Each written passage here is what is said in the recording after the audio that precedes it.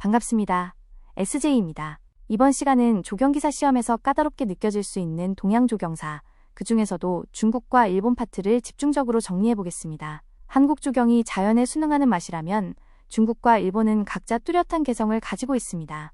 이 슬라이드의 표지 이미지를 보시면 왼쪽은 화려하고 웅장한 중국의 건축물과 수경관이고 오른쪽은 아주 정적이고 모래와 돌만 있는 일본의 정원입니다. 오늘 강의의 핵심 목표는 바로 이 두 나라의 차이를 명확히 구분하는 것입니다. 중국의 원림이 보여주는 인위적인 자연의 재구성과 일본 정원이 추구하는 상징적 축소의 미학을 비교 분석하면서 시험에 자주 나오는 기출 키워드들을 완벽하게 잡아드리겠습니다. 자, 그럼 사상적 배경부터 시작해볼까요? 동양 정원은 단순히 나무를 심는 것이 아니라 철학을 담는 그릇입니다. 크게 세 가지 사상적 뿌리가 있습니다. 첫째, 신선사상, 타오이즘입니다. 늙지 않고 오래 산다는 불로장생의 염원이 담겨있죠. 정원 안에 신선히 사는 산을 만든다는 일지삼산 개념이 여기서 나옵니다. 연못 하나에 복례, 방장, 영주라는 세 개의 섬을 만드는 것이죠. 둘째는 불교입니다. 극락세계를 현실에 재현하려는 정토사상은 연못과 연꽃으로 표현되고 특히 일본에서는 선종 젠의 영향으로 명상과 추상을 중시하는 고산수 양식이 탄생하게 됩니다. 마지막 셋째, 유교입니다. 자연 속에 은거하며 학문을 닦는 선비 정신, 그리고 군자의 덕목을 꽃에 비유하는 문화가 정원에 스며들었습니다. 주도니의 애련설처럼 연꽃을 사랑하는 마음이 대표적이죠. 이 세 가지 뿌리가 어떻게 공간으로 나타나는지 살펴보겠습니다. 중국 조경을 이해하는 단어는 소천지, 즉 작은 세상입니다. 중국에서는 정원을 원림이라고 부르는데 이는 거대한 자연을 인공적으로 재구성하여 울타리 안에 압축해 놓았다는 뜻입니다. 중국 정원의 핵심 미학은 대비, 컨트라스트입니다. 높은 산과 깊은 물, 밝음과 어둠, 곡선과 직선을 강렬하게 대비시켜 극적인 효과를 줍니다. 이를 위해 축경, 즉 경치를 축소하는 기법을 씁니다. 오른쪽 그림에 보이는 기괴하게 생긴 돌, 바로 태오석입니다. 중국 정원에서 가장 사랑받는 돌인데 네 가지 미학이 있어야 합니다.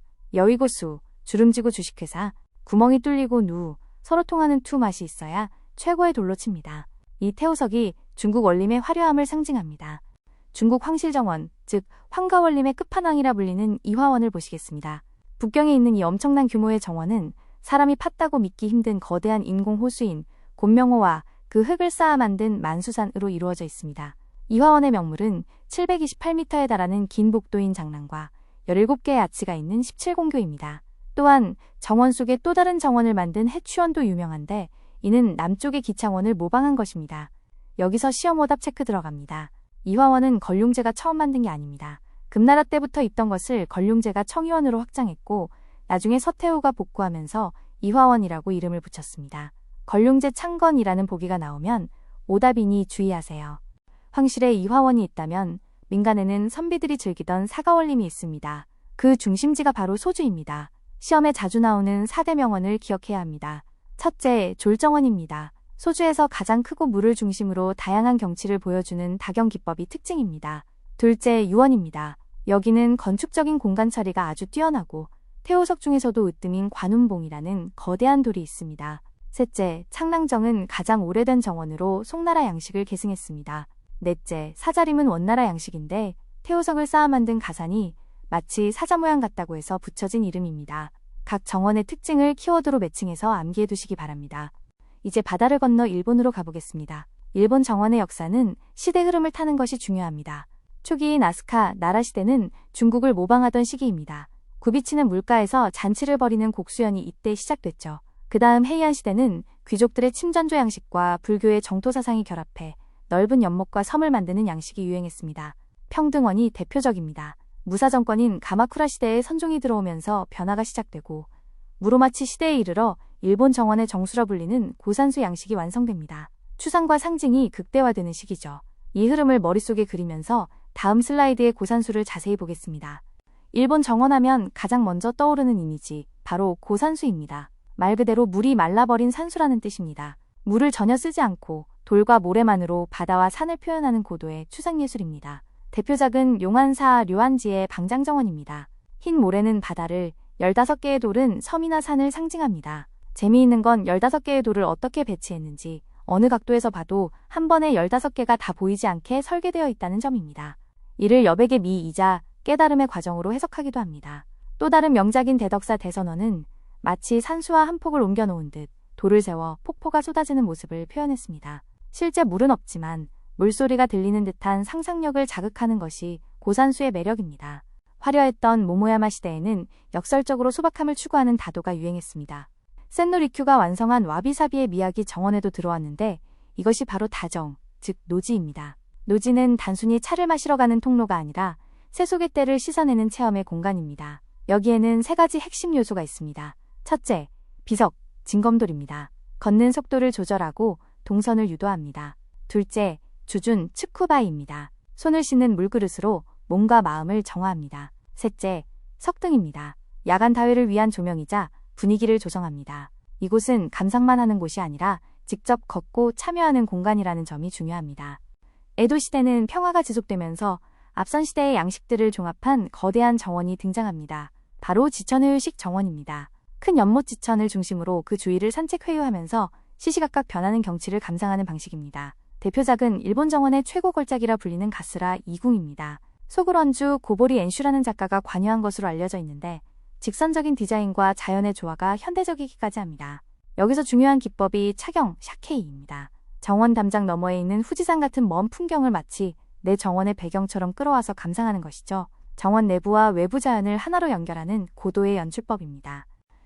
자, 이제 지금까지 배운 내용을 한 장의 표로 정리해 보겠습니다.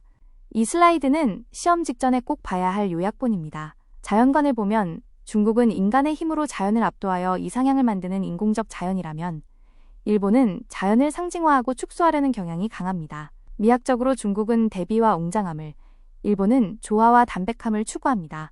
물을 다루는 방식도 다릅니다. 중국은 광활한 호수와 곡선적인 수완을 즐기지만 일본은 물을 모래로 대신하는 고산수나 관상용 연못을 선호합니다. 관람 방식도 중국은 회랑을 따라 걸으며 감상하고 일본은 방 안에서 앉아서 보거나 좌관, 정해진 길을 산책 회유하는 방식입니다. 이 차이점을 명확히 기억하세요. 이론 시험에서 자주 묻는 고전 문헌 2권을 소개합니다. 중국에는 명나라 때 개성이 쓴 원야가 있습니다. 세계 최초의 체계적인 조경 이론서로 평가받습니다. 핵심 사상은 원림을 만드는 데 정해진 법칙은 없으나 무식, 그 근본 원리는 있다. 유법는 것입니다. 유연한 사고를 강조했죠. 일본에는 헤이안 시대 귤준망, 타치바나 노 도시츠나이 쓴 작전기가 있습니다. 현존하는 가장 오래된 정원 비전서입니다. 여기서는 자연의 위세를 따른다. 즉, 돌 하나를 놓더라도 돌이 원하는 대로 놓으라는 자연 순응적인 태도를 강조합니다. 책 제목과 저자, 그리고 핵심 사상을 짝지어 암기하시기 바랍니다. 동양정원에서 돌은 그냥 돌이 아닙니다. 종교적 세계관을 보여주는 언어입니다. 왼쪽의 938에는 불교의 우주관인 수미산을 형상화한 것입니다. 우주의 중심을 돌로 표현한 것이죠.